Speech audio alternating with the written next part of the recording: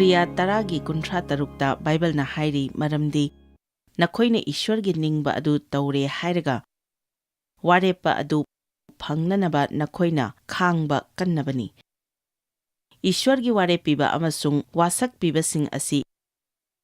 Ishwarna taw haiba tawba khudingini nangna yaningba haiba illabadi lamdam adugi afaba sing adu nangna sagani haina Yasaina hairi hoi aikhoi khudingmak yadi yaningle adubu aikhoi haibadi inbra. Ahanbada nahak wasak pibasing adu khangzagadabani aduga Ishwarna nangonda taw haibadu nangna haiba induna tawgadabani. Nangna tariba wahai khudingmakki nangi achauba daichelai. Nang Ishwarna haiba indaba taragadi kari amatta tadana yumda adum phamlaga leibana henna phai nangna TV da hek tharubaga kanagumbana karigumba achumba ama nganglamba adu nangna tarurabadi madu nangna innanabagi daichelai. Masi nangi nungainanaba kumhai harau adu natte masidi punsi kanbiba punsi honghanba ngamba niyom singni. Thawai asengbana nangonda hairi aigi ichanupa aduna sibibagi mapana nangna phangadaba punsi mahing adu phangnanaba Ishwargi aningba adu taw. Huranba aduna hurananaba hatnanaba amasung manghan takhannanaba natana lakte. Jisuna hai aina lakpadi nakhoida marang kaiba punsi ama piba lakpani. Laiphattabana aikhoibu ot naiba yaroi. Aikhoigi punsigi pandamdi Ishwarna haiba inba adu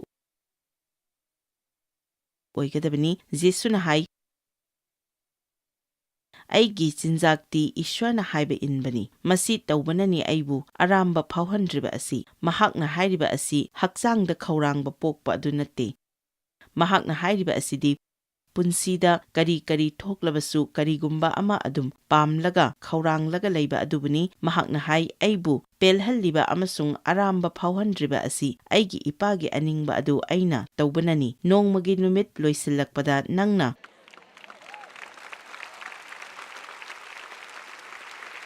pothaba matamda Ishwarna nangonda taw haiba adumak nangna tawjakhre haiba asi khangjaba asidagi henna nungaiba amatta leite.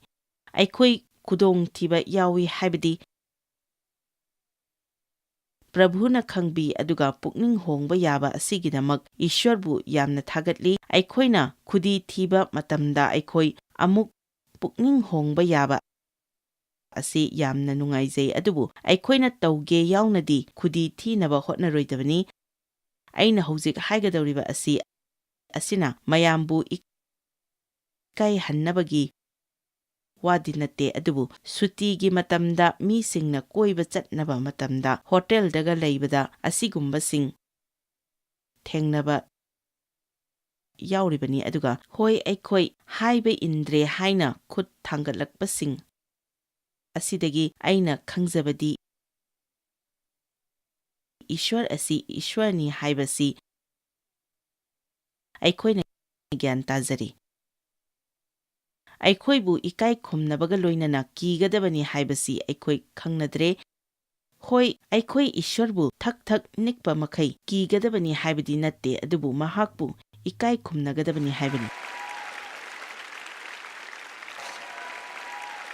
Haujikti aina karigumba ama phangnanabagidamak aina haiba inba natte karigumba ama phangnanaba pibasu natte. Aina ministry tawriba asi karigumba ama aina phangnanaba natte. Matam amada phangnanaba ai pirami maduna aigi punsida Ishwargi bor phanghangadabani haina aina khalami adubu maru oiriba asi Ishwarna haiba inba adubuni. Maramdi aikhoina mahakbu nungshi aikhoigi punsida mahakna tawbibasing aduna maram oiduna mahakbu aikhoina thagatlibani. Anauba warep nabana hairi Ishwargi nungsiba aduna aikhoibu achumbada chathalli. Ishwargi nungsiba asina aikhoina hek pamlakpa khudingmak madugi makha ponna hinghanbagi mahutta aikoi isa khudum chanjaba ngamhalli. ꯏꯁ꯭ꯋꯔꯒꯤ ꯅꯨꯡꯁꯤꯕ ꯑꯗꯨꯅ ꯃꯔꯝ ꯑꯣꯏꯗꯨꯅ ꯑꯩꯅ ꯍꯥꯏꯅꯤꯡꯕ ꯃꯈꯩ ꯍꯥꯏꯕ ꯌꯥꯗ꯭ꯔꯦ꯫ ꯑꯩꯅ ꯀꯅꯥꯒꯨꯝꯕ ꯑꯃꯕꯨ ꯉꯥꯛꯄꯤꯗꯅ ꯌꯦꯛꯂꯒ ꯂꯩꯕ ꯑꯩ ꯌꯥꯗ꯭ꯔꯦ ꯃꯔꯝꯗꯤ ꯃꯗꯨꯅ ꯏꯁ꯭ꯋꯔꯒꯤ ꯊꯃꯣꯏ ꯁꯣꯛꯍꯜꯂꯤ꯫ ꯃꯗꯨꯅ ꯑꯩꯉꯣꯟꯗ ꯊꯥꯎ ꯅꯣꯏꯕꯤꯕ ꯂꯩꯕ ꯑꯗꯨꯁꯨ ꯀꯥꯏꯍꯜꯂꯤ꯫ ꯃꯁꯤꯅ ꯑꯩꯉꯣꯟꯗ ꯃꯍꯥꯛꯅ ꯄꯤꯅꯕꯤꯈ꯭ꯔꯕ ꯃꯤꯅꯤꯁꯇ꯭ꯔꯤ ꯑꯁꯤꯗꯁꯨ ꯑꯀꯥꯏꯕ ꯂꯥꯛꯍꯜꯂꯤ꯫ ꯃꯁꯤꯅ ꯑꯩꯒꯤ ꯇꯝꯕꯤꯕ ꯑꯁꯤꯗꯁꯨ ꯑꯀꯥꯏꯕ ꯄꯨꯔꯛꯏ꯫ ꯑꯗꯨꯅ ꯍꯥꯏꯔꯤꯕ ꯍꯛꯆꯥꯡꯒꯤ ꯑꯣꯏꯕ ꯊꯕꯛ ꯑꯁꯤ ꯑꯩꯉꯣꯟꯗ ꯂꯩꯍꯟꯕ ꯌꯥꯔꯣꯏ꯫ ꯀꯨꯏꯅ ꯁꯥꯎꯔꯒ ꯑꯩ ꯂꯩꯕ ꯌꯥꯔꯣꯏ꯫ ꯃꯗꯨꯅ ꯑꯆꯧꯕ ꯑꯀꯥꯏꯕ ꯑꯃ ꯄꯨꯔꯛꯀꯗꯧꯔꯤꯕꯅꯤ꯫ ꯏꯁ꯭ꯋꯔꯅ ꯑꯩꯉꯣꯟꯗ ꯁꯤꯔꯛꯈ꯭ꯔꯕ ꯊꯕꯛ ꯑꯗꯨ ꯑꯩ ꯂꯣꯏꯁꯤꯟꯕ ꯃꯊꯧ ꯇꯥꯏ꯫ ꯖꯤꯁꯨꯅ ꯍꯥꯏ, ꯅꯈꯣꯏꯅ ꯑꯩꯕꯨ ꯅꯨꯡꯁꯤꯔꯕꯗꯤ ꯅꯈꯣꯏ ꯑꯩꯅ ꯍꯥꯏꯕ ꯏꯟꯒꯅꯤ꯫ ꯅꯨꯡꯁꯤꯕꯒꯤ ꯃꯇꯥꯡꯗ ꯑꯩꯈꯣꯏ ꯏꯁꯩ ꯌꯥꯝꯅ ꯁꯛꯂꯝꯕꯗꯤ ꯌꯥꯏ, ꯑꯗꯨꯕꯨ ꯇꯁꯦꯡꯅ ꯑꯩꯈꯣꯏꯒꯤ ꯅꯨꯡꯁꯤꯕ ꯑꯁꯤ ꯃꯍꯥꯛꯅ ꯍꯥꯏꯕ ꯀꯌꯥꯝꯅ ꯑꯩꯈꯣꯏꯅ ꯏꯟꯕꯒꯦ ꯍꯥꯏꯕꯒꯤ ꯃꯈꯥ ꯄꯣꯜꯂꯤ꯫ ꯃꯇꯝ ꯑꯃꯗ ꯃꯔꯛꯇ ꯗꯦꯕꯀ ꯑꯩꯒ ꯁꯥꯎꯅꯔꯒ ꯋꯥ ꯀꯌꯥ ꯉꯥꯡꯅꯔꯝꯗꯦ, ꯑꯗꯨꯕꯨ ꯅꯣꯡꯃꯗꯤ ꯆꯠꯂꯨ, ꯃꯍꯥꯛꯀ ꯋꯥꯔꯤ ꯁꯥꯟꯅꯔꯨꯆꯣ ꯍꯥꯏꯅ ꯏꯁ꯭ꯋꯔꯅ ꯑꯩꯉꯣꯟꯗ ꯍꯥꯏꯕꯤꯔꯛꯈꯤ꯫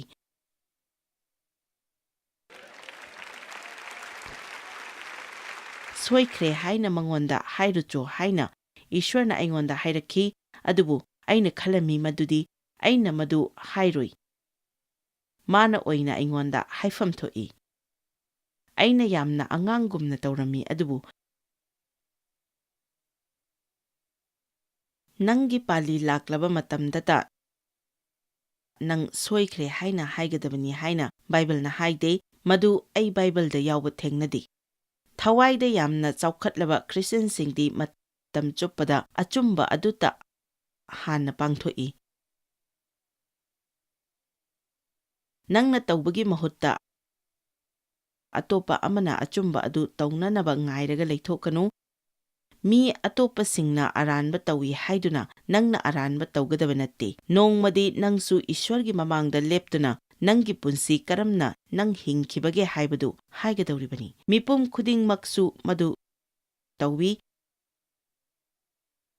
ꯃꯗꯨꯗ ꯁꯤꯅꯦꯃꯥ ꯑꯗꯨꯗ ꯅꯪꯗꯤ ꯃꯤꯄꯨꯝ ꯈꯨꯗꯤꯡꯗꯤ ꯅꯠꯇꯦ꯫ ꯏꯁ꯭ꯋꯔꯗ ꯅꯪꯅ ꯍꯪꯖꯈꯤꯕꯁꯤꯡ ꯑꯗꯨ ꯅꯪ ꯐꯪꯕ ꯄꯥꯝꯕ꯭ꯔꯥ ꯄꯥꯝꯗꯕ꯭ꯔꯥ? ꯄꯥꯎ ꯁꯟꯗꯣꯛꯄ 12:19 ꯃꯁꯤ ꯁꯣꯂꯣꯃꯣꯟꯅ ꯏꯈꯤꯕꯅꯤ꯫ ꯃꯍꯥꯛꯅ ꯏꯁ꯭ꯋꯔꯗ ꯂꯧꯁꯤꯡ ꯍꯪꯖꯈꯤꯕ ꯃꯔꯝꯅ ꯃꯍꯥꯛ ꯑꯇꯣꯞꯄꯁꯤꯡꯗꯒꯤ ꯍꯦꯟꯅ ꯂꯧꯁꯤꯡ ꯌꯥꯝꯅ ꯂꯩꯈꯤ꯫ ꯃꯍꯥꯛꯅ ꯍꯥꯏꯔꯤꯕ ꯂꯧꯁꯤꯡ ꯑꯗꯨꯒꯤ ꯃꯈꯥ ꯄꯣꯟꯅ ꯍꯤꯡꯂꯤꯉꯩ ꯃꯇꯝ ꯑꯗꯨꯗ ꯃꯍꯥꯛꯀꯤ ꯄꯨꯟꯁꯤꯗ ꯑꯉꯛꯄ ꯐꯪꯅ ꯆꯥꯎꯈꯠꯄ, ꯏꯅꯥꯛ ꯈꯨꯟꯕ ꯑꯃꯁꯨꯡ ꯏꯀꯥꯏ ꯈꯨꯝꯅꯕ ꯐꯪꯈꯤ꯫ ꯑꯗꯨꯕꯨ ꯍꯥꯏꯔꯤꯕꯁꯤꯡ ꯑꯁꯤꯅ ꯑꯀꯣꯟꯕꯗꯗꯤ ꯏꯁ꯭ꯋꯔꯕꯨ ꯃꯄꯨꯡ ꯐꯥꯅ ꯁꯦꯕꯥ ꯇꯧꯕꯒꯤ ꯃꯍꯨꯠꯇ ꯃꯍꯥꯛꯀꯤ ꯑꯣꯏꯖꯕ ꯊꯤꯗꯨꯅ ꯉꯛꯆꯥꯎ ꯊꯦꯛꯄ ꯃꯤꯁꯛ ꯑꯃ ꯑꯣꯏꯅ ꯑꯣꯏꯈꯤ꯫ ꯑꯗꯨꯅ ꯃꯍꯥꯛꯅ ꯍꯥꯏ, ꯑꯩ ꯏꯁꯥꯒꯤꯗꯃꯛ ꯌꯨꯝ ꯁꯥꯔꯦ, ꯑꯩ ꯏꯁꯥꯒꯤꯗꯃꯛ ꯄꯨꯈ꯭ꯔꯤ ꯀꯌꯥ ꯁꯦꯝ ꯁꯥꯔꯦ꯫ ꯃꯍꯥꯛ ꯃꯁꯥꯒꯤꯗꯃꯛ ꯄꯨꯝꯅꯃꯛ ꯇꯧꯈꯤ꯫ ꯑꯗꯨꯗꯒꯤꯗꯤ ꯃꯍꯥꯛ ꯅꯨꯄꯤ ꯀꯌꯥ ꯑꯃ ꯂꯣꯟꯈꯤ꯫ ꯑꯗꯨꯅ ꯂꯟ ꯊꯨꯝ ꯑꯃꯁꯨꯡ ꯃꯍꯥꯛꯅ ꯄꯥꯝꯕ ꯈꯨꯗꯤꯡ ꯐꯪꯂꯕꯁꯨ ꯃꯍꯥꯛ ꯌꯥꯝꯅ ꯑꯋꯥꯕ ꯃꯤꯁꯛ ꯑꯃ ꯑꯣꯏꯈꯤ꯫ ꯑꯗꯨꯅ ꯄꯥꯎ ꯁꯟꯗꯣꯛꯄꯒꯤ ꯑꯔꯣꯏꯕ ꯄꯟꯗꯨꯞ ꯑꯗꯨꯒꯤ ꯑꯔꯣꯏꯕ ꯄꯗ ꯑꯗꯨꯗ ꯃꯍꯥꯛꯅ ꯀꯔꯤ ꯍꯥꯏꯕꯒꯦ ꯍꯥꯏꯕꯗꯨ ꯌꯦꯡꯁꯤ꯫ ꯃꯁꯤꯅ ꯑꯔꯣꯏꯕ ꯋꯥꯐꯝ ꯑꯣꯏꯔꯁꯤ꯫ ꯅꯪꯅ ꯄꯨꯝꯅꯃꯛ ꯐꯖꯅ ꯇꯥꯈ꯭ꯔꯦ꯫ ꯃꯄꯨ ꯏꯕꯨꯡꯉꯣ, ꯀꯤꯅ ꯆꯠꯂꯨ, ꯃꯥꯒꯤ ꯌꯥꯊꯪ ꯄꯨꯝꯅꯃꯛ ꯉꯥꯛꯎ ꯑꯃꯗꯤ ꯃꯁꯤꯃꯛ ꯃꯤꯑꯣꯏꯕꯒꯤ ꯇꯧꯒꯗꯕ ꯃꯊꯧꯅꯤ꯫ ꯃꯁꯤ ꯑꯃꯨꯛ ꯍꯟꯅ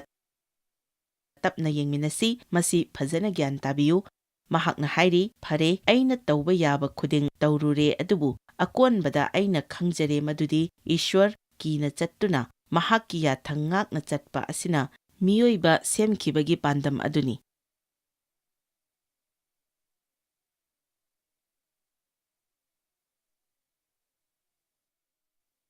ꯑꯩꯈꯣꯏ ꯏꯁ꯭ꯋꯔꯅ ꯁꯦꯝꯕꯤꯔꯤꯕ ꯑꯁꯤ ꯑꯩꯈꯣꯏꯅ ꯃꯍꯥꯛꯀꯤ ꯑꯅꯤꯡꯕ ꯇꯧꯗꯨꯅ ꯃꯍꯥꯛꯀꯤ ꯃꯇꯤꯛ ꯃꯉꯥꯜꯒꯤꯗꯃꯛ ꯁꯦꯝꯕꯤꯈꯤꯕꯅꯤ꯫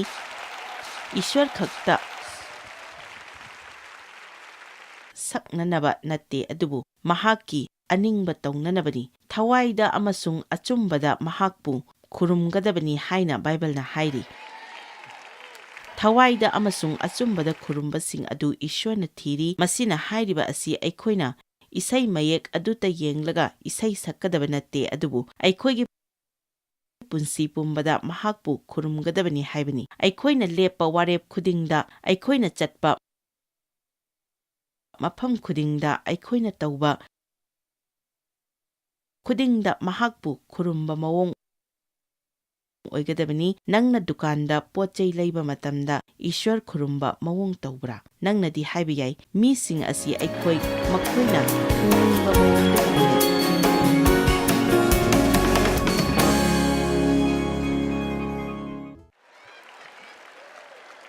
adubu nangdi makhoigumna tawfamdi thokti nangdi Ishwargi masani ningthaugi masani Jisu Kristaga loinana yumlep chara amani nang mayamna tawnariba asi tawba yaroi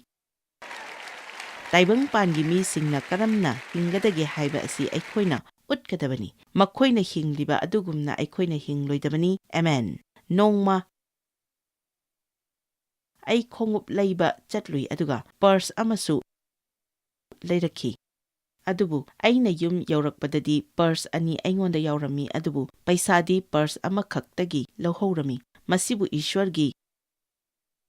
borni haina aina khalami Christian kharadi adumnasu khanba yauribani oh yengmune Ishwardagi lakpa borni purse ama henna darkar lei haiba mahakna khangbiba marabna mahakna aingonda pibire Jisu thagachari oh tuga chungi hei hallelujah adubu madugi mahutta nangna nangi garigi thau tinglasu tingna amuk chattuna madu pithok lugadabani maramdi nangdi nangna tauba khudingda Ishwarbu khurumjaba misak amani nangna haiba yai makhoina soiraga aina amuk paisa tingba makai amuk madubu karigi thillugadawribano adubu madugi purse adu aina thillaba matamda nupa aduna hairaki nangna tawriba asi angakpani asigumna kana amattana tawnade aduna aina asumna tawraga aigi karda Christian gi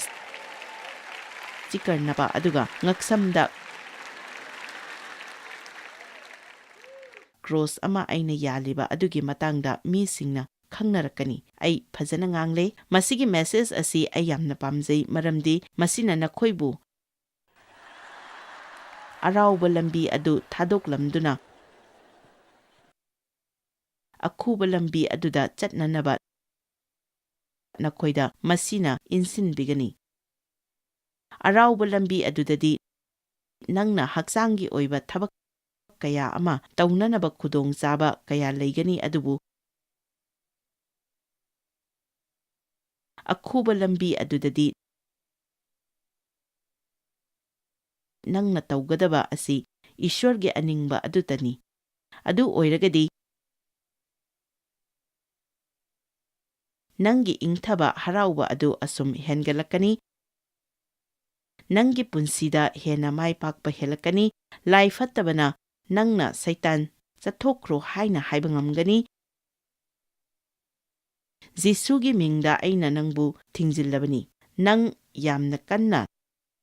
laurubagi mathausu itataroi o Satan nang Jisugi mingda chathokro pausandokpa 12gi 13gi aroiba saruk adu yenglagadi haiba inba haiba asina sajat lichat khudingi haurakfamni hai Ishwargi oiba sajat lichat sing asi karamna semgatkadagi aikhoina tawningba phaudragasu achumba adu tawba matamda oigani tasengna hairabada nangna achumba tawba matamda nangonda naba phauragadi nang saukhatlibani taklibani maduna nang saukhatle taklibani nangna nungaiba phauragadi madugi hiram aduda nang hanana chaukhatlabani madu nangidamak samasya ama oidri madugi hiram aduda nang sirabani adubu nangna karigumba ama pamlaga Ishwarnadi atopa ama pamlabadi nang nasana sijagadaba amasung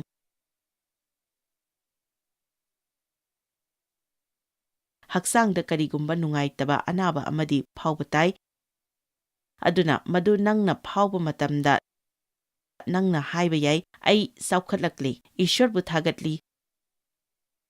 ꯑꯩ ꯆꯥꯎꯈꯠꯂꯛꯂꯤ, ꯑꯩ ꯆꯥꯎꯈꯠꯂꯛꯂꯤ, ꯑꯩ ꯆꯥꯎꯈꯠꯂꯛꯂꯤ, ꯍꯦꯂꯦꯂꯨꯌꯥ꯫ ꯏꯁ꯭ꯋꯔꯅ ꯍꯥꯏꯕ ꯏꯟꯕ ꯍꯥꯏꯕꯁꯤ ꯄꯨꯟꯁꯤꯗ ꯃꯑꯣꯡ ꯃꯔꯤꯜ ꯅꯥꯏꯔꯝꯗꯕ ꯑꯗꯨ ꯆꯨꯝꯅ ꯁꯦꯝꯗꯣꯛꯄ ꯑꯗꯨꯕꯨꯅꯤ꯫ ꯃꯗꯨ ꯁꯦꯜ ꯊꯨꯝꯗ ꯑꯣꯏꯕ ꯌꯥꯏ ꯅꯠꯇ꯭ꯔꯒ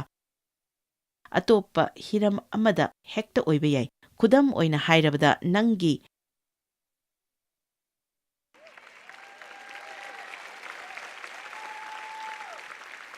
ꯌꯨꯝꯕꯥꯟꯕꯒꯤ ꯄꯨꯟꯁꯤꯗ ꯁꯃꯁ꯭ꯌꯥ ꯈꯔ ꯂꯩꯔꯦ ꯍꯥꯏꯅ ꯈꯜꯂꯁꯤ꯫ ꯅꯪꯅ ꯅꯨꯄꯤꯅꯤ ꯍꯥꯏꯅ ꯂꯧꯔꯁꯤ, ꯑꯗꯨꯒ ꯅꯪꯅ ꯂꯨꯍꯣꯡꯗꯨꯅ ꯂꯩꯔꯨꯔꯤꯕ ꯅꯨꯄꯥ ꯑꯗꯨꯅ ꯅꯪꯅ ꯇꯧꯕ ꯑꯐꯕꯁꯤꯡ ꯑꯗꯨꯒꯤꯗꯃꯛꯇ ꯊꯥꯒꯠꯄ ꯋꯥꯍꯩ ꯑꯃꯠꯇ ꯅꯪꯉꯣꯟꯗ ꯍꯥꯏꯗ꯭ꯔꯦ ꯍꯥꯏꯅ ꯂꯧꯔꯁꯤ꯫ ꯑꯗꯨꯅ ꯅꯣꯡꯃ ꯅꯣꯡꯃꯒꯤ ꯅꯪꯒꯤ ꯄꯨꯛꯅꯤꯡ ꯃꯍꯥꯛꯅ ꯈꯪꯗꯕꯒꯤ ꯅꯪ ꯌꯥꯝꯅ ꯅꯨꯡꯉꯥꯏꯇꯅ ꯑꯌꯥꯝꯕ ꯃꯇꯝꯗ ꯂꯩꯔꯦ꯫ ꯑꯗꯨꯅ ꯅꯪꯅ ꯃꯗꯨꯒꯤ ꯃꯇꯥꯡꯗ ꯏꯁ꯭ꯋꯔꯗ ꯍꯥꯏꯖꯔꯨꯕꯗ ꯃꯍꯥꯛꯅ ꯅꯪꯉꯣꯟꯗ ꯃꯍꯥꯛꯄꯨ ꯍꯥꯟꯅ ꯊꯥꯒꯠꯂꯨ ꯍꯥꯏꯅ ꯍꯥꯏꯔꯛꯄꯗ ꯅꯪꯅ ꯃꯗꯨ ꯂꯥꯜꯂꯝꯒꯅꯤ꯫ ꯃꯍꯥꯛꯅ ꯑꯣꯏꯅ ꯑꯩꯕꯨ ꯊꯥꯒꯠꯐꯝ ꯊꯣꯛꯄꯅꯤ ꯍꯥꯏꯅ ꯅꯪꯅ ꯈꯜꯂꯤ꯫ ꯃꯗꯨ ꯑꯩꯅ ꯁꯨꯡꯇꯧ ꯇꯧꯔꯣꯏ꯫ ꯃꯍꯥꯛꯅꯗꯤ ꯑꯩꯕꯨ ꯁꯨꯡꯊꯥꯗꯤ ꯊꯥꯒꯠꯇꯅ ꯑꯩꯅ ꯃꯥꯕꯨ ꯀꯔꯤꯒꯤꯗꯃꯛ ꯊꯥꯒꯠꯂꯨꯒꯗꯧꯔꯤꯕꯅꯣ? ꯃꯔꯝꯗꯤ ꯅꯪꯅ ꯍꯨꯟꯕ ꯑꯗꯨ ꯅꯪꯅ ꯈꯥꯎꯒꯅꯤ, ꯑꯗꯨꯒ ꯅꯪꯅ ꯈ꯭ꯔꯤꯁꯇ꯭ꯌꯟ ꯑꯃ ꯑꯣꯏꯔꯒꯗꯤ ꯑꯐꯕ ꯑꯗꯨ ꯅꯪꯅ ꯍꯥꯟꯅ ꯇꯧꯒꯗꯕꯅꯤ꯫ ꯑꯃꯨꯛꯀꯁꯨ ꯍꯟꯅ ꯍꯥꯏꯖꯒꯦ, ꯅꯪꯅ ꯈ꯭ꯔꯤꯁꯇ꯭ꯌꯟ ꯑꯃ ꯑꯣꯏꯔꯒꯗꯤ ꯑꯐꯕ ꯑꯗꯨ ꯅꯪꯅ ꯍꯥꯟꯅ ꯇꯧꯒꯗꯕꯅꯤ꯫ ꯃꯗꯨ ꯇꯧꯒꯦ ꯍꯥꯏꯅ ꯅꯪꯅ ꯌꯥꯝꯅ ꯍꯣꯠꯅꯔꯝꯕ ꯌꯥꯏ, ꯑꯗꯨꯕꯨ ꯅꯪꯅ ꯇꯧꯕ ꯃꯇꯝꯗ ꯅꯪ ꯆꯣꯛꯊꯕ ꯂꯩꯔꯣꯏ꯫ ꯅꯪꯅ ꯇꯧꯔꯤꯕ ꯑꯗꯨꯒꯤ ꯃꯅꯥ ꯁꯣꯏꯗꯅ ꯏꯁ꯭ꯋꯔꯅ ꯅꯪꯕꯨ ꯄꯤꯅꯕꯤꯒꯅꯤ꯫ ꯑꯄꯤꯛꯄ ꯍꯤꯔꯝꯁꯤꯡꯗ ꯊꯥꯖꯕ ꯌꯥꯕ ꯃꯤ ꯑꯣꯏꯌꯨ꯫ ꯋꯥꯈꯜ ꯈꯟꯕꯗꯒꯤ ꯍꯧꯅ ꯊꯥꯖꯕ ꯌꯥꯕ ꯃꯤꯑꯣꯏ ꯑꯣꯏꯒꯗꯕꯅꯤ, ꯃꯔꯝꯗꯤ ꯑꯅꯤꯁꯨꯕ ꯀꯣꯔꯤꯟꯊꯤꯌꯥ 10:3-5ꯅ ꯍꯥꯏꯔꯤ, ꯃꯔꯝꯗꯤ ꯑꯩꯈꯣꯏꯒꯤ ꯂꯥꯟꯒꯤ ꯈꯨꯠꯂꯥꯏꯗꯤ ꯍꯛꯆꯥꯡꯒꯤ ꯅꯠꯇꯦ, ꯑꯗꯨꯕꯨ ꯑꯀꯟꯕ ꯕꯜ ꯊꯨꯒꯥꯏꯅꯕ ꯐꯥꯎꯕ ꯏꯁ꯭ꯋꯔꯒꯤ ꯃꯥꯡꯗ ꯊꯥꯕꯒꯤ ꯄꯥꯡꯒꯜ ꯂꯩ꯫ ꯅꯤꯡꯕ ꯈꯤꯕꯤꯛꯄꯨ ꯑꯃꯁꯨꯡ ꯏꯁ꯭ꯋꯔꯕꯨ ꯈꯪꯕ ꯌꯦꯛꯅꯗꯨꯅ ꯆꯥꯎꯖꯕ ꯑꯋꯥꯡꯕ ꯊꯕꯛ ꯈꯨꯗꯤꯡꯕꯨ ꯑꯩꯈꯣꯏꯅ ꯊꯨꯒꯥꯏꯗꯨꯅ ꯋꯥꯈꯜ ꯈꯨꯗꯤꯡꯕꯨ ꯑꯐꯥ ꯑꯄꯨꯟ ꯑꯣꯏꯅ ꯈ꯭ꯔꯤꯁꯇꯒꯤ ꯍꯥꯏꯕ ꯏꯟꯕ ꯇꯥꯅ ꯄꯨꯔꯛꯏ꯫ ꯉꯁꯤ ꯑꯌꯨꯛ ꯑꯩꯅ ꯋꯥꯈꯜꯂꯣꯟ ꯀꯌꯥ ꯑꯃ ꯑꯩꯅ ꯈꯨꯔꯨꯝꯕꯁꯤꯡ ꯑꯗꯨ ꯏꯁ꯭ꯋꯔꯒꯤ ꯑꯣꯏꯕ ꯋꯥꯈꯜꯂꯣꯟꯗ ꯆꯤꯡꯁꯤꯜꯂꯒ ꯂꯥꯛꯆꯕꯅꯤ꯫ ꯁꯦꯡꯗꯕ ꯐꯠꯇꯕ ꯋꯥꯈꯜ ꯈꯟꯕ ꯑꯗꯨ ꯇꯣꯛꯄꯤꯌꯨ꯫ ꯃꯐꯝ ꯃꯔꯥꯡ ꯈꯪꯗꯕ ꯋꯥꯈꯜ ꯈꯜꯂꯒ ꯃꯥꯏꯄꯥꯛꯄ ꯄꯨꯟꯁꯤ ꯑꯃ ꯍꯤꯡꯕ ꯉꯝꯂꯣꯏ꯫ ꯀꯅꯥꯒꯨꯝꯕ ꯑꯃ ꯐꯠꯇꯕ ꯄꯤꯛꯆꯔꯁꯤꯡ ꯌꯦꯡꯕꯒꯤ ꯍꯩꯅꯕꯤ ꯂꯩꯔꯒꯗꯤ ꯃꯗꯨꯗꯒꯤ ꯅꯤꯡꯈꯥ ꯇꯝꯅꯅꯕ ꯄ꯭ꯔꯥꯔꯊꯅꯥ ꯇꯧꯕ ꯈꯛꯇ ꯅꯠꯇꯅ ꯄꯤꯛꯆꯔꯁꯤꯡ ꯑꯗꯨ ꯌꯦꯡꯕꯗꯒꯤ ꯈꯟꯕ ꯐꯠꯇꯕ ꯋꯥꯈꯜꯂꯣꯟ ꯑꯗꯨ ꯖꯤꯁꯨ ꯈ꯭ꯔꯤꯁꯇꯅ ꯍꯥꯏꯕ ꯏꯟꯕ ꯋꯥꯈꯜꯂꯣꯟ ꯑꯣꯏꯅ ꯈꯟꯅꯅꯕ ꯍꯣꯠꯅꯒꯗꯕꯅꯤ꯫ ꯅꯪꯉꯣꯟꯗ ꯃꯤꯅ ꯇꯧꯔꯛꯈꯤꯕ ꯐꯠꯇꯕꯁꯤꯡ ꯑꯗꯨ ꯑꯁꯨꯝ ꯅꯪꯅ ꯅꯤꯡꯁꯤꯡꯂꯒ ꯅꯪ ꯑꯁꯥꯎꯕꯗꯒꯤ ꯅꯅꯤꯡ ꯇꯝꯒꯅꯤ ꯈꯟꯒꯅꯨ꯫ ꯈꯜꯂꯣꯏꯗꯧꯕ ꯋꯥꯈꯜꯂꯣꯟꯁꯤꯡ ꯈꯟꯕꯒꯤ ꯃꯍꯨꯠꯇ ꯏꯁ꯭ꯋꯔꯁꯦ ꯀꯌꯥꯃꯨꯛ ꯐꯕꯒꯦ, ꯑꯗꯨꯒ ꯅꯪ ꯀꯌꯥꯃꯨꯛ ꯕꯣꯔ ꯐꯪꯕꯒꯦ ꯍꯥꯏꯕ ꯋꯥꯈꯜ ꯑꯣꯏꯅ ꯈꯟꯒꯗꯕꯅꯤ꯫ ꯑꯩꯅ ꯐꯖꯅ ꯇꯧꯈꯤꯗꯕꯒꯤ ꯉꯥꯛꯄꯤꯌꯨ꯫ ꯃꯗꯨ ꯅꯪꯅ ꯅꯃꯥꯟꯅꯕ ꯑꯃꯗ ꯍꯥꯏꯕ ꯃꯊꯧ ꯇꯥꯔꯒꯗꯤ ꯃꯗꯨ ꯍꯥꯏꯌꯨ꯫ ꯊꯋꯥꯏ ꯑꯁꯦꯡꯕꯅ ꯑꯩꯈꯣꯏꯒꯤ ꯊꯃꯣꯏꯗ ꯋꯥ ꯉꯥꯡꯕꯤꯗꯨꯅ ꯑꯩꯈꯣꯏꯕꯨ ꯆꯤꯡꯕꯤ꯫ ꯊꯕꯛ ꯌꯥꯝꯅ ꯆꯤꯜꯂꯤ ꯍꯥꯏꯕꯤꯒꯅꯨ꯫ ꯃꯤꯁꯤꯡꯅ ꯌꯥꯝꯅ ꯍꯥꯏꯅꯩ, ꯑꯩꯅ ꯌꯥꯝꯅ ꯆꯤꯟꯃꯟꯈꯤꯗꯨꯅ ꯃꯗꯨ ꯇꯧꯅꯤꯡꯂꯕꯁꯨ ꯑꯩ ꯃꯗꯨ ꯇꯧꯕ ꯉꯝꯗꯦ꯫ ꯇꯁꯦꯡꯅ ꯍꯥꯏꯔꯕꯗ ꯅꯪꯅ ꯃꯗꯨ ꯇꯧꯅꯤꯡꯗꯗꯅ ꯃꯗꯨ ꯅꯪꯅ ꯍꯥꯏꯔꯤꯕꯅꯤ, ꯃꯔꯝꯗꯤ ꯑꯩꯈꯣꯏꯅ ꯑꯄꯥꯝꯕ ꯑꯗꯨ ꯑꯩꯈꯣꯏꯅ ꯇꯧꯏ꯫ ꯅꯪꯅ ꯍꯥꯏꯕ ꯌꯥꯏ, ꯑꯌꯨꯛ ꯈꯨꯗꯤꯡꯒꯤ ꯑꯩ ꯏꯁ꯭ꯋꯔꯒ ꯂꯣꯏꯅꯗꯨꯅ ꯂꯩꯅꯤꯡꯏ, ꯑꯗꯨꯕꯨ ꯑꯩ ꯌꯥꯝꯅ ꯆꯤꯜꯂꯤꯅꯦ꯫ ꯑꯗꯨ ꯑꯣꯏꯕ ꯇꯥꯔꯒꯗꯤ ꯅꯪꯅ ꯃꯇꯝ ꯁꯤꯖꯤꯟꯅꯕ ꯑꯗꯨ ꯍꯣꯡꯗꯣꯛꯀꯗꯕꯅꯤ, ꯃꯔꯝꯗꯤ ꯅꯪ ꯏꯁ꯭ꯋꯔꯒ ꯂꯣꯏꯅꯅꯕ ꯃꯇꯝ ꯂꯩꯇ꯭ꯔꯕꯗꯤ ꯅꯪꯒꯤ ꯄꯨꯟꯁꯤꯒꯤ ꯍꯤꯔꯝ ꯈꯨꯗꯤꯡꯗ ꯑꯀꯥꯏꯕ ꯂꯥꯛꯀꯅꯤ꯫ ꯃꯨꯔꯨꯝ ꯁꯣꯟꯒꯅꯨ, ꯃꯤꯒꯤ ꯋꯥ ꯉꯥꯡꯅꯒꯅꯨ, ꯄꯦꯟꯗꯕ ꯂꯩꯒꯅꯨ꯫ ꯑꯩ ꯋꯥꯔꯤ ꯑꯃ ꯂꯤꯖꯒꯦ꯫ ꯃꯁꯤ ꯑꯩꯒꯤ ꯏꯃꯨꯡꯗ ꯍꯟꯗꯛꯀꯤ ꯍꯞꯇꯥꯗ ꯊꯣꯛꯈꯤꯕ ꯊꯧꯗꯣꯛ ꯑꯃꯅꯤ꯫ ꯑꯦꯁꯤꯁꯇꯦꯗ ꯂꯤꯚꯤꯡ ꯑꯦꯄꯥꯔꯠꯃꯦꯟꯇꯒꯤ ꯍꯦꯜꯊ ꯀꯦꯌꯔ ꯐꯦꯁꯤꯂꯤꯇꯤꯗ ꯑꯩꯒꯤ ꯏꯃꯥ ꯑꯗꯨ ꯍꯣꯡꯖꯤꯜꯂꯝꯃꯤ꯫ ꯑꯗꯨꯅ ꯃꯉꯣꯟꯗ ꯑꯩꯅ ꯐꯖꯕ ꯈꯨꯗꯣꯜ ꯈꯔ ꯄꯤꯅꯤꯡꯂꯝꯃꯤ꯫ ꯑꯗꯨꯅ ꯃꯍꯥꯛꯀꯤꯗꯃꯛ ꯈꯨꯗꯣꯜ ꯀꯌꯥꯒ ꯂꯣꯏꯅꯅ ꯑꯅꯧꯕ ꯇꯤꯚꯤ ꯑꯃ, ꯅꯥꯏꯠ ꯒꯥꯎꯟ ꯈꯔ ꯑꯃꯒ ꯂꯩꯕꯤꯔꯝꯃꯤ꯫ ꯃꯍꯥꯛ ꯌꯥꯝꯅ ꯍꯔꯥꯎꯔꯝꯃꯤ ꯑꯗꯨꯒ ꯃꯍꯥꯛꯅ ꯁꯤꯖꯤꯟꯅꯔꯝꯕ ꯄꯣꯠ ꯈꯔ ꯑꯅꯧꯕ ꯃꯐꯝ ꯑꯗꯨꯗ ꯊꯥꯡꯖꯤꯟꯕ ꯌꯥꯗꯕ ꯃꯔꯝꯅ ꯑꯩꯒꯤ ꯏꯆꯥꯅꯨꯄꯤꯗ ꯑꯩꯅ ꯄꯤꯕꯤꯔꯝꯃꯤ꯫ ꯑꯩꯒꯤ ꯏꯆꯥꯅꯨꯄꯤ ꯑꯃꯁꯨꯡ ꯃꯍꯥꯛꯀꯤ ꯃꯄꯨꯔꯣꯏꯕ ꯑꯗꯨꯗꯤ ꯄꯣꯠꯆꯩ ꯌꯥꯝꯅ ꯌꯣꯟꯊꯣꯛꯀꯜꯂꯤ꯫ ꯑꯗꯨꯅ ꯃꯈꯣꯏꯅ ꯃꯗꯨ ꯌꯣꯟꯒꯦ ꯍꯥꯏꯔꯁꯨ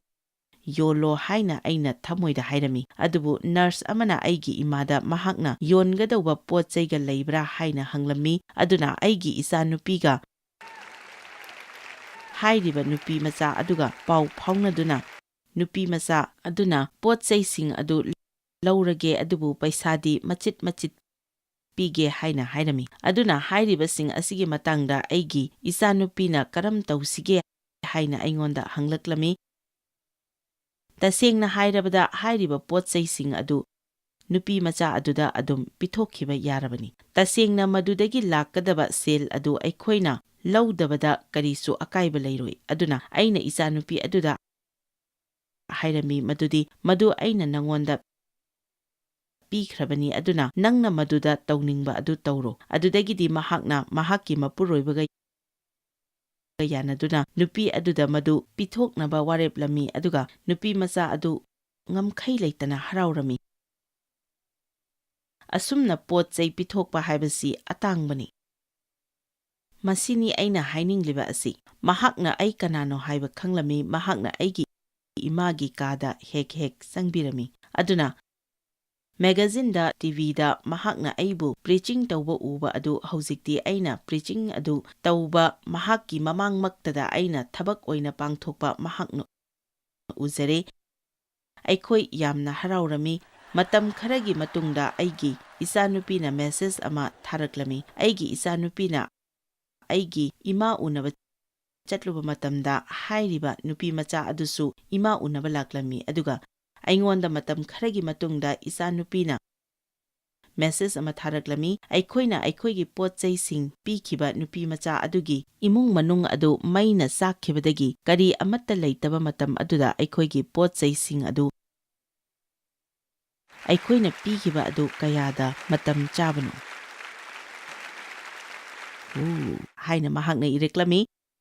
ꯑꯩꯈꯣꯏꯅ ꯃꯗꯨ ꯄꯤꯔꯝꯗ꯭ꯔꯒꯗꯤ ꯀꯔꯤ ꯑꯣꯏꯔꯝꯒꯗꯧꯔꯤꯕꯅꯣ? ꯃꯗꯨ ꯑꯩꯈꯣꯏꯅ ꯌꯣꯜꯂꯝꯕ ꯇꯥꯔꯒꯗꯤ ꯄꯩꯁꯥꯗꯤ ꯈꯔ ꯐꯪꯂꯝꯕ ꯌꯥꯏ, ꯑꯗꯨꯕꯨ ꯏꯁ꯭ꯋꯔꯅ ꯄꯤꯕꯤꯕ ꯑꯗꯨꯅ ꯑꯩꯈꯣꯏꯒꯤ ꯋꯥꯈꯜꯒꯤ ꯃꯇꯨꯡ ꯏꯟꯅ ꯇꯥꯟꯖꯕꯗꯒꯤ ꯍꯦꯟꯅ ꯐꯕ ꯍꯦꯜꯂꯤ꯫ ꯑꯁꯨꯝꯅ ꯇꯧꯖꯕ ꯃꯇꯝꯗ ꯑꯩꯈꯣꯏꯅ ꯏꯪꯊꯕ ꯑꯃꯁꯨꯡ ꯍꯔꯥꯎꯕ ꯌꯥꯝꯅ ꯐꯪꯖꯩ꯫ ꯑꯗꯨꯅ ꯑꯄꯤꯛꯄ ꯑꯄꯤꯛꯄ ꯀꯌꯥ ꯑꯁꯤ ꯇꯧꯕꯤꯌꯨ ꯍꯥꯏꯅ ꯏꯟꯁꯤꯟꯖꯔꯤ꯫ ꯃꯗꯨꯒꯤ ꯄꯣꯠꯆꯩꯁꯤꯡ ꯑꯗꯨ ꯅꯨꯄꯤ ꯃꯆꯥ ꯑꯗꯨꯗ ꯄꯤꯈꯤꯅꯕ ꯑꯩꯈꯣꯏꯗ ꯌꯥꯊꯪ ꯑꯃ ꯐꯪꯈꯤꯕꯗꯤ ꯅꯠꯇꯦ, ꯑꯗꯨꯕꯨ ꯃꯗꯨ ꯑꯩꯈꯣꯏꯒꯤꯗꯃꯛ ꯑꯐꯕ ꯈꯨꯗꯣꯡꯆꯥꯕ ꯑꯃꯅꯤ꯫ ꯒꯂꯥꯇꯤꯌꯥ 3:10ꯗ ꯕꯥꯏꯕꯜꯅ ꯍꯥꯏꯔꯤ, ꯑꯗꯨꯅꯗꯤ ꯑꯩꯈꯣꯏꯅ ꯈꯨꯗꯣꯡꯆꯥꯕ ꯐꯪꯕꯗ ꯃꯤ ꯄꯨꯝꯅꯃꯛꯇ ꯑꯃꯁꯨꯡ ꯊꯣꯏꯗꯣꯛꯄꯗꯤ ꯊꯥꯖꯕꯒꯤ ꯏꯃꯨꯡ ꯃꯅꯨꯡ ꯑꯣꯏꯔꯤꯕꯁꯤꯡꯗ ꯑꯩꯈꯣꯏꯅ ꯑꯐꯕ ꯑꯗꯨ ꯇꯧꯁꯤ꯫ ꯑꯐꯕ ꯇꯧꯅꯕꯒꯤꯗꯃꯛ ꯈꯨꯗꯣꯡꯆꯥꯕ ꯐꯪꯕ ꯃꯇꯝꯗ ꯀꯌꯥꯔꯛ ꯃꯗꯨ ꯇꯧꯗꯅ ꯑꯩꯈꯣꯏ ꯂꯩꯊꯣꯛꯄꯒꯦ? ꯃꯗꯨ ꯑꯩꯈꯣꯏꯅ ꯇꯧꯍꯧꯗꯕꯗ ꯍꯔꯥꯎꯕ, ꯏꯪꯊꯕ, ꯃꯇꯤꯛ ꯑꯃꯁꯨꯡ ꯁꯩꯇꯥꯟꯒꯤ ꯃꯊꯛꯇ ꯂꯩꯕ ꯑꯩꯈꯣꯏꯒꯤ ꯄꯥꯡꯒꯜ ꯐꯥꯎꯕ ꯍꯟꯊꯕ ꯌꯥꯏ꯫ ꯃꯔꯝꯗꯤ ꯌꯥꯝꯅ ꯊꯨꯅ ꯃꯄꯨꯡ ꯐꯥꯅ ꯍꯦꯛ ꯑꯩꯈꯣꯏꯅ ꯍꯥꯏꯕ ꯏꯜꯂꯤꯕ ꯃꯈꯩ ꯌꯦꯛꯅꯕꯒꯤ ꯃꯊꯛꯇ ꯑꯩꯈꯣꯏꯅ ꯍꯦꯟꯅ ꯄꯥꯟꯕ ꯉꯝꯒꯗꯧꯔꯤꯕꯅꯤ꯫ ꯃꯍꯥꯛꯅ ꯅꯪꯒꯤ ꯃꯥꯌꯣꯛꯇꯗꯤ ꯂꯥꯛꯀꯅꯤ꯫ ꯁꯩꯇꯥꯟꯅ ꯅꯪꯒꯤ ꯃꯥꯌꯣꯛꯇ ꯁꯨꯛꯂꯥꯛ ꯂꯥꯛꯑꯣꯏ ꯍꯥꯏꯅꯗꯤ ꯑꯩ ꯍꯥꯏꯔꯣꯏ꯫ ꯃꯍꯥꯛ ꯅꯪꯒꯤ ꯃꯥꯌꯣꯛꯇ ꯂꯥꯛꯀꯅꯤ, ꯑꯗꯨꯕꯨ ꯃꯍꯥꯛꯅ ꯅꯪꯕꯨꯗꯤ ꯉꯝꯂꯣꯏ, ꯃꯔꯝꯗꯤ ꯅꯪꯅ ꯍꯤꯔꯝ ꯈꯨꯗꯤꯡꯗ ꯍꯥꯏꯕ ꯏꯟꯗꯨꯅ ꯂꯩꯕ ꯃꯔꯝꯅ ꯏꯁ꯭ꯋꯔꯅ ꯅꯪꯕꯨ ꯉꯥꯛꯄꯤ ꯁꯦꯟꯕꯤꯅꯕ ꯗꯨꯠ ꯊꯥꯕꯤꯒꯅꯤ꯫ ꯏꯁ꯭ꯋꯔꯅ ꯍꯥꯏꯕ ꯏꯟꯕ ꯍꯥꯏꯕꯁꯤ ꯄꯨꯟꯁꯤꯕꯨ ꯅꯨꯡꯉꯥꯏꯅ ꯍꯤꯡꯕꯒꯤ ꯊꯣꯡꯅꯤ꯫ ꯃꯁꯤꯅ ꯈ꯭ꯋꯥꯏꯗꯒꯤ ꯐꯕ ꯊꯕꯛꯅꯤ꯫ ꯃꯁꯤꯅ ꯂꯥꯏꯐꯠꯇꯕꯒ ꯃꯥꯌꯣꯛꯅꯅꯕ ꯈ꯭ꯋꯥꯏꯗꯒꯤ ꯂꯥꯏꯕ ꯂꯝꯕꯤꯅꯤ꯫ ꯕꯥꯏꯕꯜꯅ ꯍꯥꯏ, ꯏꯁꯣꯔꯗ ꯄꯤꯁꯤꯟꯖꯧ ꯑꯃꯁꯨꯡ ꯂꯥꯏꯐꯠꯇꯕꯗꯒꯤ ꯂꯥꯞꯊꯣꯛꯎ꯫ ꯏꯁꯣꯔꯗ ꯊꯥꯖꯗ꯭ꯔꯕꯗꯤ ꯂꯥꯏꯐꯠꯇꯕꯗꯒꯤ ꯂꯥꯞꯊꯣꯛꯄ ꯉꯝꯂꯣꯏ꯫ ꯃꯌꯥꯝꯗ ꯑꯩꯅ ꯃꯁꯤꯒꯤ ꯃꯇꯥꯡꯗ ꯁꯃꯁ꯭ꯌꯥ ꯃꯌꯥꯝ ꯊꯦꯡꯅꯕꯗ ꯃꯇꯦꯡ ꯑꯣꯏꯍꯟꯒꯅꯤ꯫ ꯍꯥꯏꯔꯤꯕ ꯇꯝꯕꯤꯕ ꯃꯌꯥꯝ ꯑꯁꯤ ꯃꯌꯥꯝꯅ ꯂꯧꯕꯤꯗꯨꯅ ꯑꯗꯣꯝꯒꯤ ꯄꯨꯟꯁꯤꯗ ꯁꯤꯖꯤꯟꯅꯕꯤꯌꯨ꯫